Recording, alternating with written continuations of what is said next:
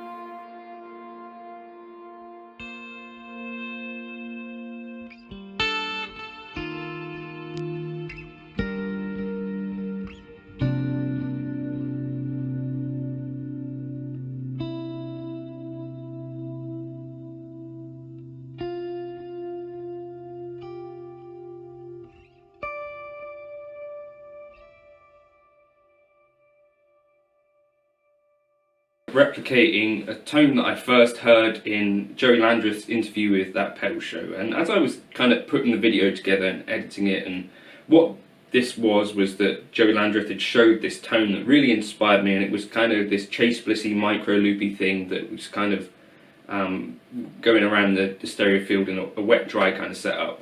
And I initially, earlier in the week, recreated this on Helix and this sort of vibe anyway, and kind of this Chase Bliss kind of inspired thing.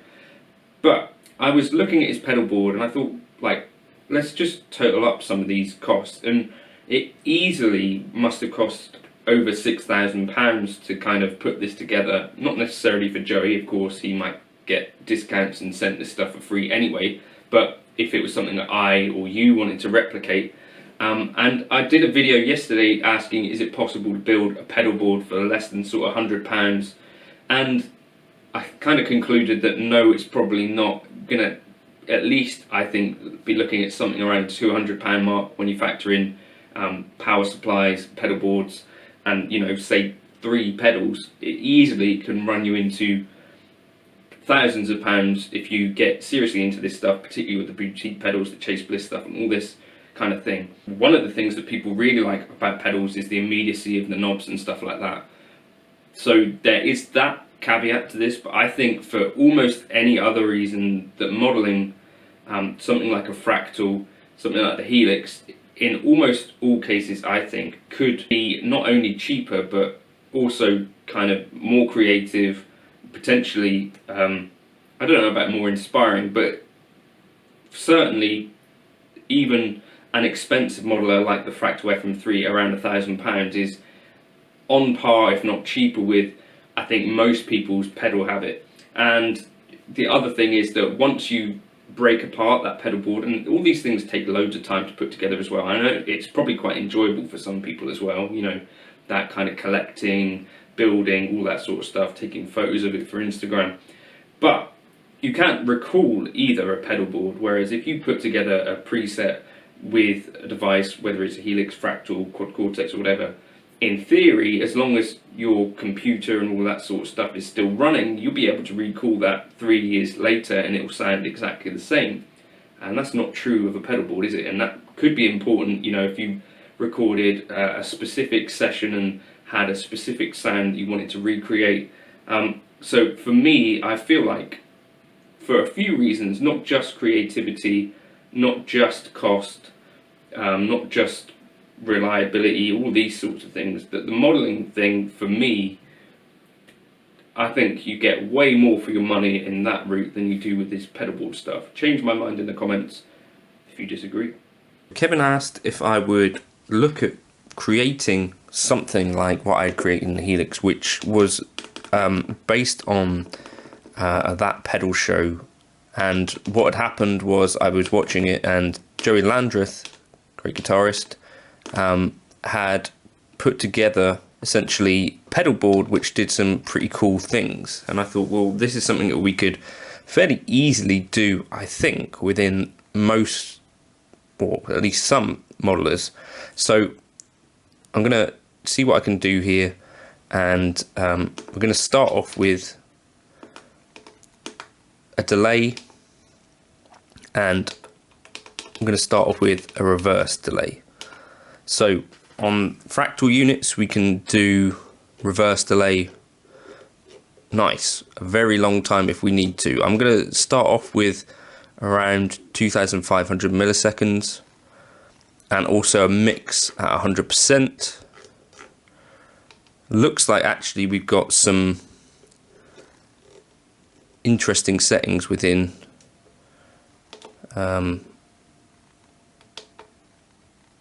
the reverse, so that's pretty cool. Anything else within modulation? Got duckers, trigger restart. Cool. Right, so then from there, what did I do? I had it to go into something like a glitch delay, but if we use the pitch block, this, if we use crystal echoes, should do, I think, a similar thing. So pitch up 12, and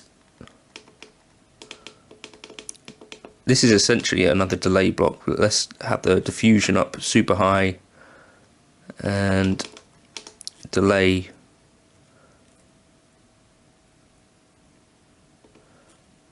something like this.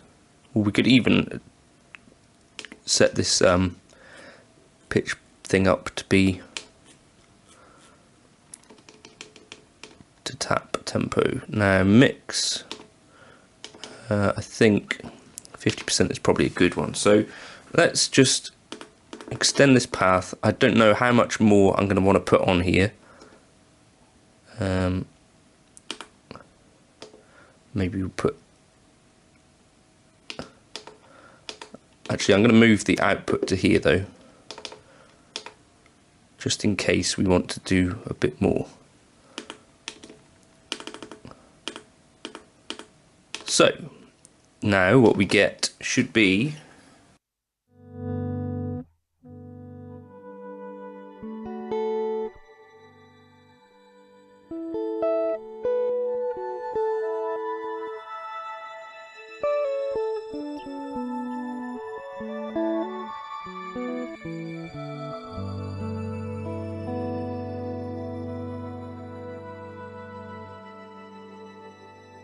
really magical sounds already.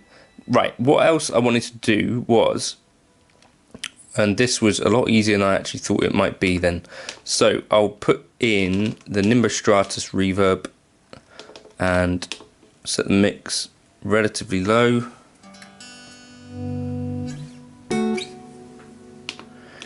and I'm going to put in an amp here can use a deluxe reverb.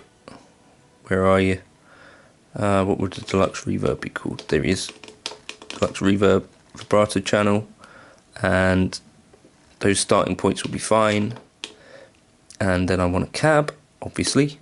So cab wise, let's go with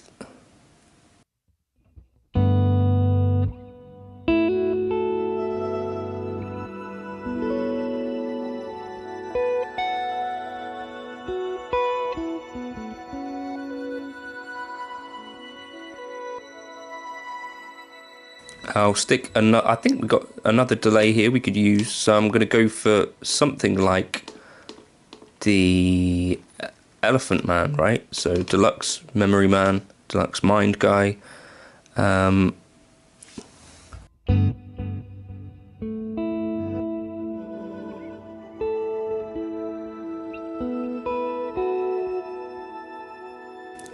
And then also something up front like the RC booster. Where are you? Here you are. Awesome. Right, so let's just bypass that for now though. Let me just store this. Oh, it will be called Chase Bliss, and this should work on your FM9 or your Axe FX as well. Now, the other thing I want to do is make this part here controllable via volume pedal. Obviously we could do that with just a normal gain, or we could do it by making it even crazier.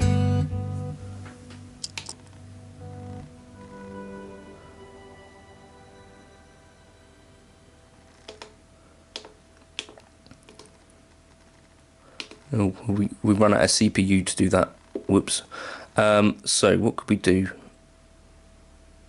Can't run the Plex delay very easily. Maybe the multi-tap?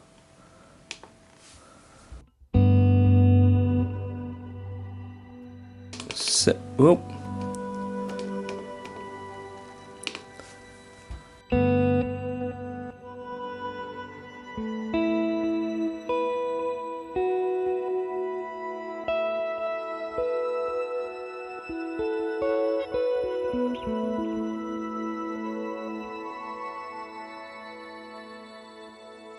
What I'm going to do is control the mix here, no, level, sorry, with the expression pedal. So we press level, no we don't, we just go across the level, press modifier, pedal 1, and then mix, level, sorry, the max, let's set that to something like 6 dB, so we can then control the level of our kind of ambientness.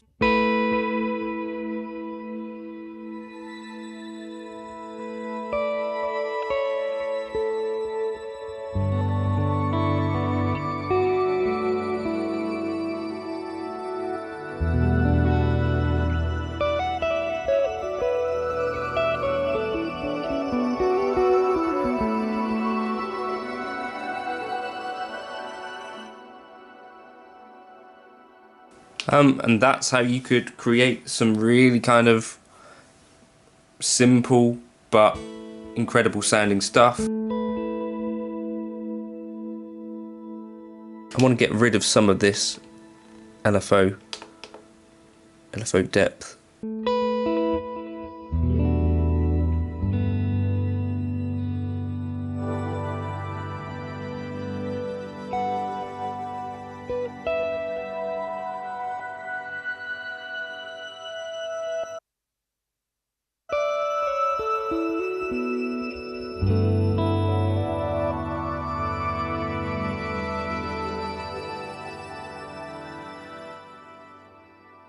And that was as easy to set up. I think hopefully you might agree with as anything that you've seen me do on anything else. So pleasantly surprised by that. Sometimes it can be a little bit more difficult to actually make edits on the unit.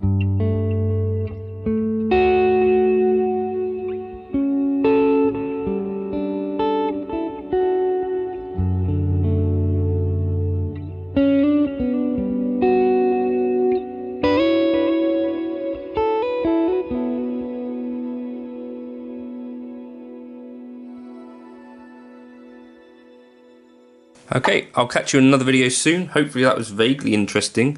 Kevin, hopefully that will cover what you're asking about. If you wanted to experiment with the reverse delay, you could go pretty bonkers with that, as we do have an insane amount of time that you could put on this, and you could get even, I think, more interesting results in some ways if you put up a super long reverse delay. You could get quite chaotic and quite cool in that kind of way.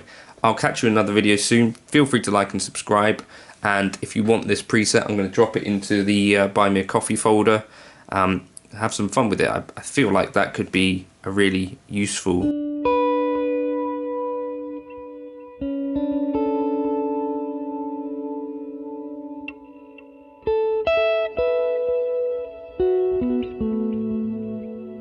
What I might even do is, let's just set up a few more scenes. Scene 3, we'll change to amp channel B, and let's make that something like the AC20, because that should sound pretty cool.